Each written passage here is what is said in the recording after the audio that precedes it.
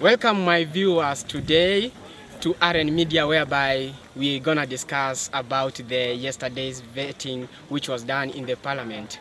We are going to see how the grilling was done by the 15th member of parliament there at the National Assembly, whereby I want to make you understand something concerning to how the hustlers yesterday presented themselves in the parliament and how they said their net worth, whereby we are asking ourselves many questions concerning those in networks that they said, whereby they said that that is their money that they hold in their banks, or that is their money that they have in various businesses that they hold, and also some activities that they include themselves in. Now I want to let you know something about this Hustler Nation. Yesterday, our able leader, Honorable Musalia Mudavadi, who is appointed as the chief cabinet minister. Musalia Mudavadi is a well-known politician who has been running in politics since the early years of the regime of Moi, and now he was there in politics during the time of his honorable, the late Honorable Mwai Kibaki. And now we come to realize that this Prime Cabinet Secretary who has been vetted upon is going to get that job, as we think and as we know that he will get it surely, simply because he once served as a Prime Minister, and now he is there then wanting to get into that post. We know him, according to yesterday's vetting. He said that his net worth of 4 billion shillings.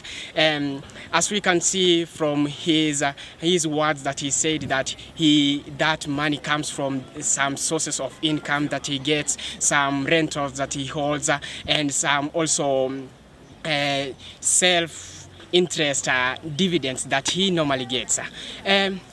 My viewer, there is something that you would like to get from my comments, whereby as we wait for the member of parliament who have been placed there in that panel to grill those men, to see how those hustlers will run the nation, so that they may be able to be put into those ministerial positions.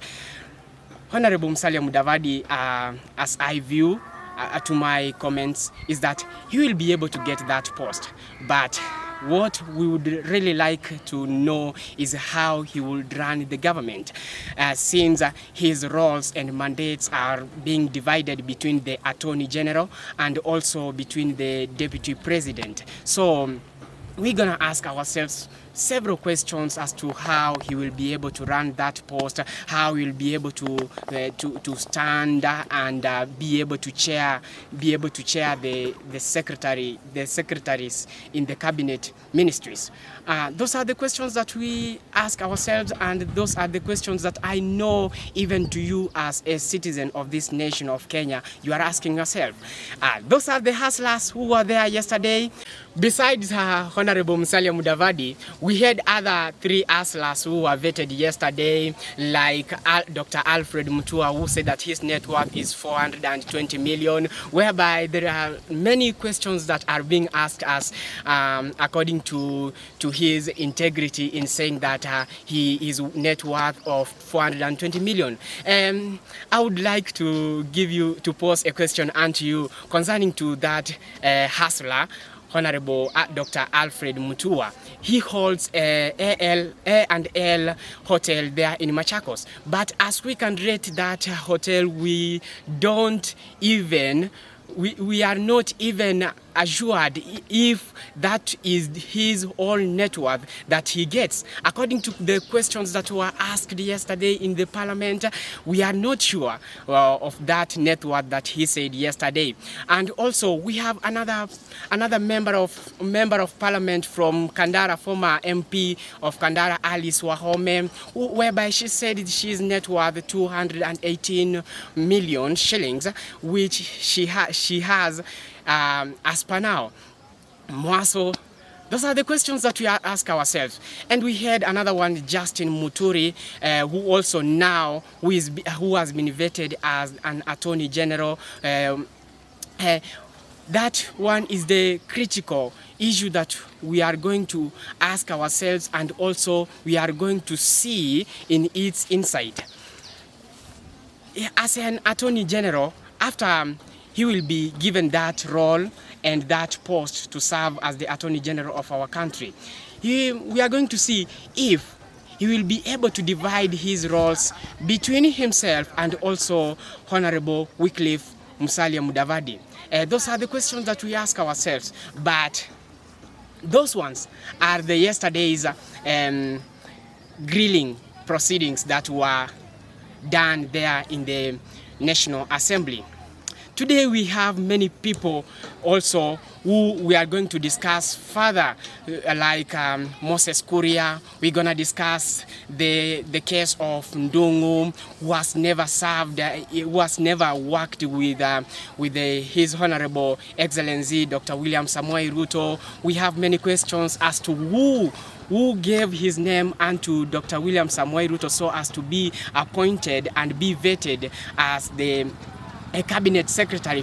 We also have another hustler who is Moses Kuria, whereby today he will be vetted, and after that we will be able to know that Moses Kuria is a real hustler, whereby he is being described as a person who has a foot in his mouth, whereby he has been surviving for long. He is a real survivor in the political arena, whereby we understand him as a treasurer, as a treasurer from the University of Nairobi, and also we understand him as a person who has survived in many things, in many expulsions from high school, and also an expulsion from the University of Nairobi.